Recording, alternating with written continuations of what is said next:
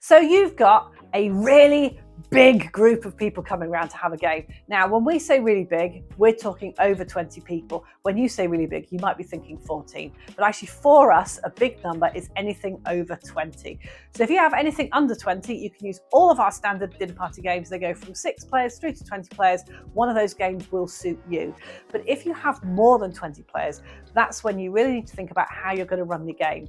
20 people is enough if you are having everybody in a character role and they've all got to ask questions. When you get much beyond 20, you will find it's very, very difficult to keep an eye on what is going on in the room and with everybody else. You lose track of the plot really, really quickly and you have no idea. People start losing the will to live if they listen to too many questions and answers, and people have no idea what's going on. It just makes the party not very enjoyable. So when things shift above 20, we turn into large group game formats. And we have loads of different formats of large group game that would suit you.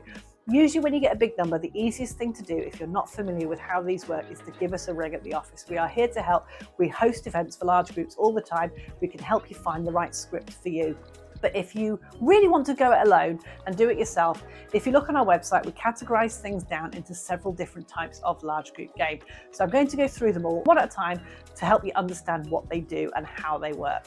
So our first game is our dinner party style large group game.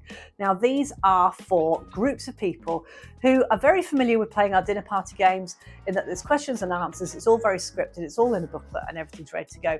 If you've played a lot of our dinner party games, the easiest game to size up to is a dinner party style because it runs in exactly the same way and we start with the same games. So you'll see the same games in this format. But what we do differently is we take all the questions that would normally be in the booklets that you speak to each other with, we take them out of the booklets, put them to one side, and those are the questions that you give to other people in the audience. So a game like this, you can size from 20 players all the way through to about 120. If you have good sound and a good mic and a good cast, you can go higher than that, but that is usually a maximum. I would say 120 is probably enough for you. So that's your first option. Your second option, which is also very, very fun, is what we call an interactive mystery. These are brand new out on our site as of 2024. So you may not have seen them before, but we've actually been hosting with this style of script in the UK for the last 10 years, and we kept it exclusive. Nobody has seen them before.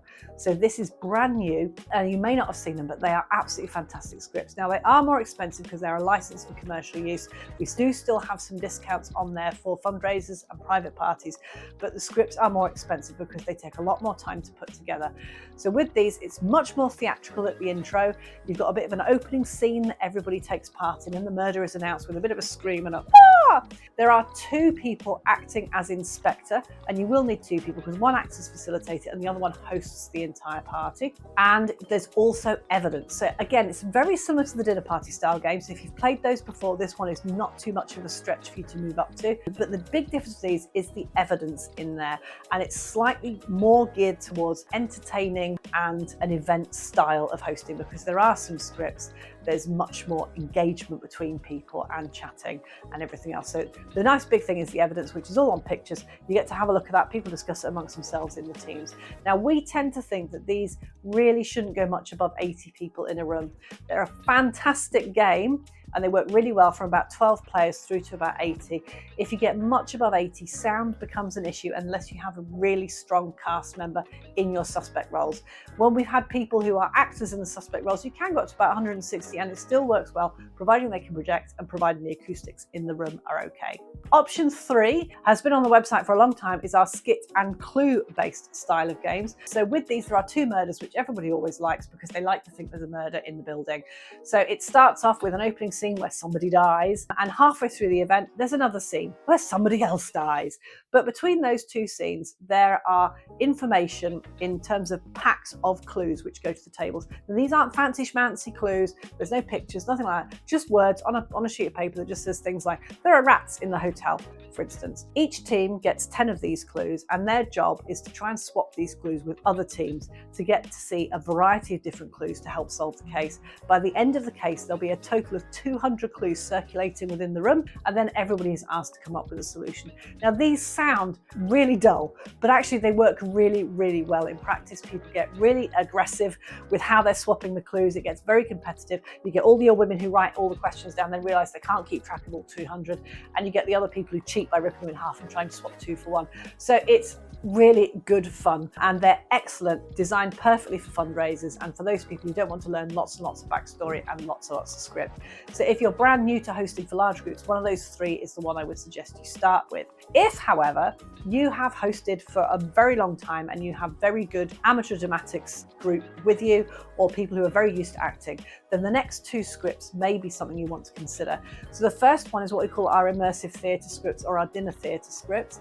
These are what you would think of as your standard scripts that you would see if you went to a restaurant or a hotel. They work really, really well, but you have 5 suspects. They have all the backstory, everything that you need to know about the murder mystery is with those 5 suspects.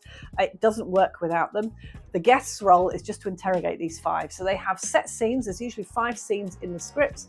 The opening scene, which announces the murder. Scene 2, which basically just continues it on. Scene 3, where there's usually another murder. And scene 4, which just basically announces the arrival of the inspector. And number 5 is the solution.